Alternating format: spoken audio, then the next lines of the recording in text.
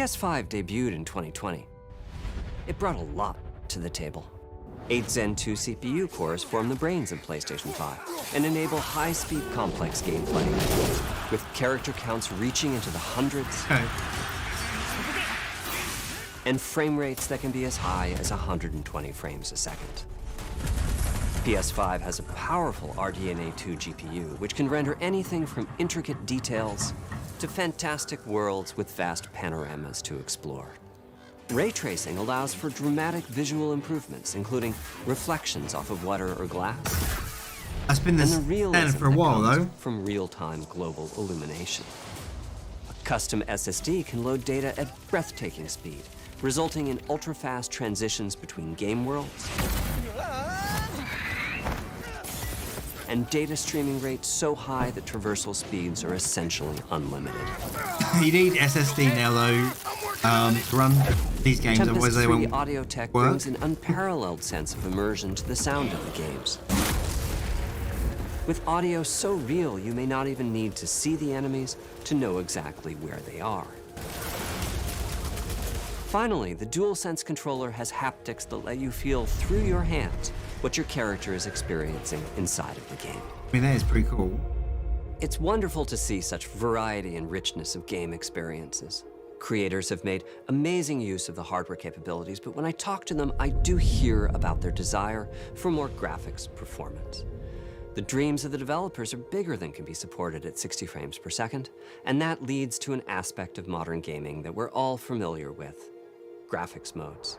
It can be a difficult choice for players. Fidelity modes emphasize the visuals, typically through higher resolution rendering. These modes might also have enhanced detail or use more ray tracing. That's actually pretty cool. But the games only run at 30 frames per second. The visuals can be choppier and the controls less responsive. Performance modes emphasize frame rate and interactivity, typically choosing to run at 60 frames per second. I'm pretty sure when this came out, though, the PS5 was supposed to be 8K. Mainly by reducing the graphical detail until those frame rates can be achieved. You know what? It's when asked to decide on a mode, the game console's only been out for 4 years, about 3/4 of so the time. the improvements are not going to be that high. Narrowing that divide is one of the key targets for PlayStation 5 Pro.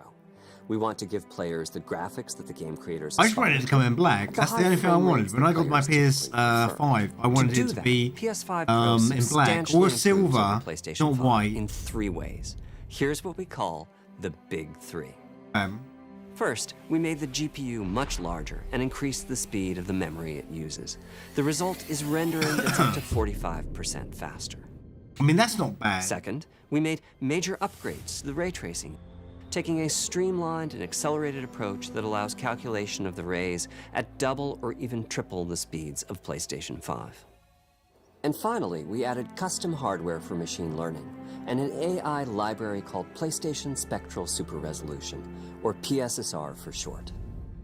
PSSR analyzes the game images pixel by pixel and can add an extraordinary amount of detail. Internal which boosts upscaling. the That's actually quite resolution good. of the game. That's quite a good feature. Game creators are adding PS5 Pro support to new and existing titles. And with the big 3 involved, the results can be pretty amazing, with graphics showing something like fidelity levels of detail, but at double the frame rate. Here's The Last of Us Part 2 running on PS5 Pro. It has huge amounts of detail and targets a super smooth 60 frames per second. Let's compare this to the fidelity mode. I think really though, the PS5 should be able to run 4K regardless. I'm not sure what mine runs at when I've run games, but this goal of delivering it probably runs 4K 30 graphics at performance frame rates has been achieved for a broad set of titles, including Marvel's Spider-Man 2.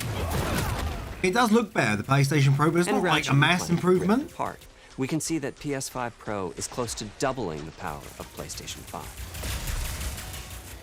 Another way to compare the two consoles is to look at PS5 Pro versus Performance mode on PS5, both of which target 60 frames per second. There should always be 60 What we see frames, here is a difference in detail.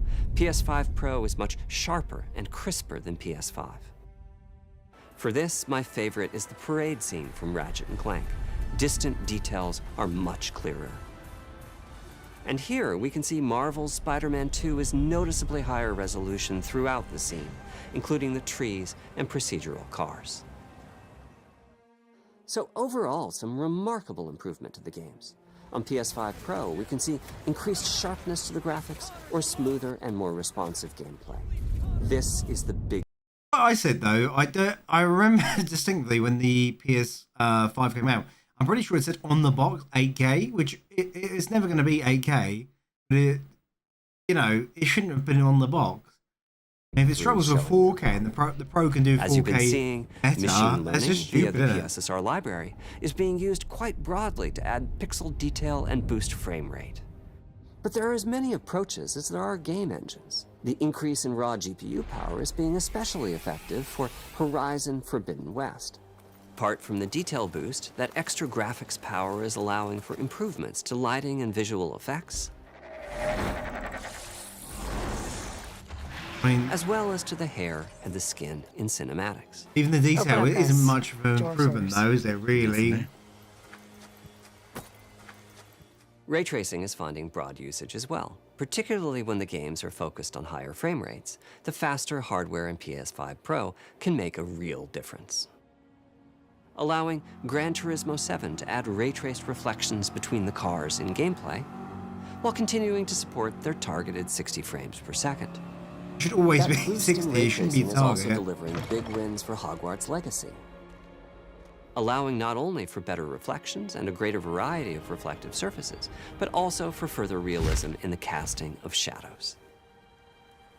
I hope you've enjoyed this run-through of the technology behind PlayStation 5 Pro. Simply put, it's the most powerful console we've ever built, and a worthy addition to the PS5 family. Let me wrap this up by giving you a quick look at a number of games running on the new console. You'll never break a legend, 'cause they don't know we're legendary. See, that's annoying. That annoys me because when I got the PS5, I hate the fact that it was white. They should have released it in black or grey. I just don't know, it's the weird obsession. But they should have changed that. They shouldn't. The PS Pro shouldn't be white. Like, everyone knows that all the PlayStations have been black or grey. I don't know. Maybe it's just me. Don't let me hang it.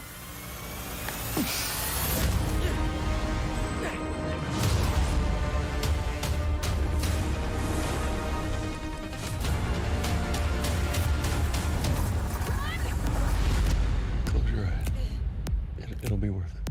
I'll have to see what the frame rates are for some of these.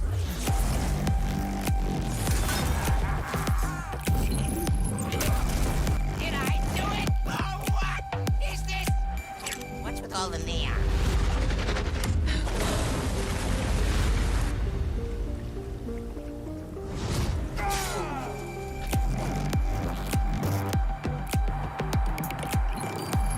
There's no denying it is good quality though, but I don't think it's, even if it is a 45% boost, it's not like groundbreaking.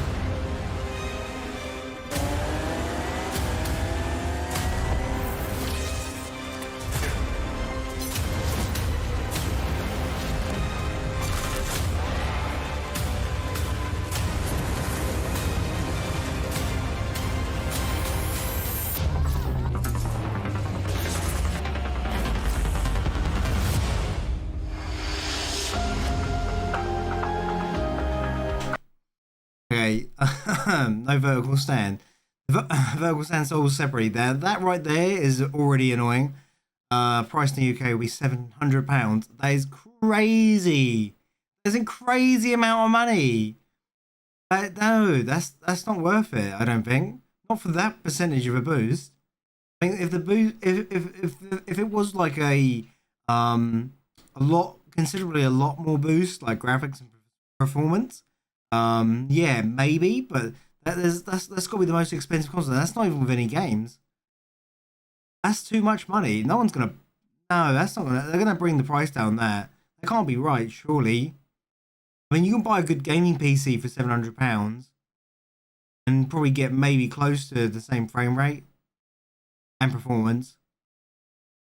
Nah, that's not good.